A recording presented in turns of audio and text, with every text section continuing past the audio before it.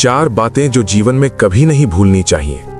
पहली, समय सबसे बड़ा सत्य है। समय से बड़ा कोई शिक्षक नहीं। जो आज तेरा है वो कल किसी और का होगा, और जो आज तेरा नहीं है वो कल तेरा भी हो सकता है। इसलिए घमंड मत कर और निराश भी मत हो।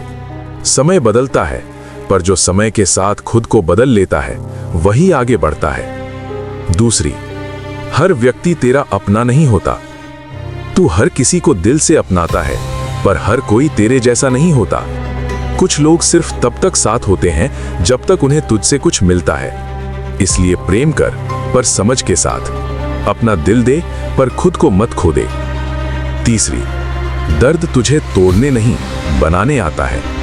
तू सोचता है ये सब क्यों हो रहा है, पर हर चोट, हर धोखा, हर अकेलापन तुझे कमजोर नहीं, तुझे मजबूत बना रहा है। जो दर्द को समझ गया वो जीवन को जीत गया। चौथी, तू अकेला नहीं है। सबसे बड़ी भूल जो तू करता है वो ये सोचता है कि तू अकेला है, पर मैं हमेशा तेरे साथ हूं पुत्र। तेरी हर सांस में, तेरे हर संघर्ष में। जब सब साथ छोड़ देते हैं तब मैं सबसे करीब होता हूं। बस तू खुद पर और मुझ पर विश्वास रख। अब इन 4 बातों को याद रख और देख तेरा जीवन कैसे बदलता है।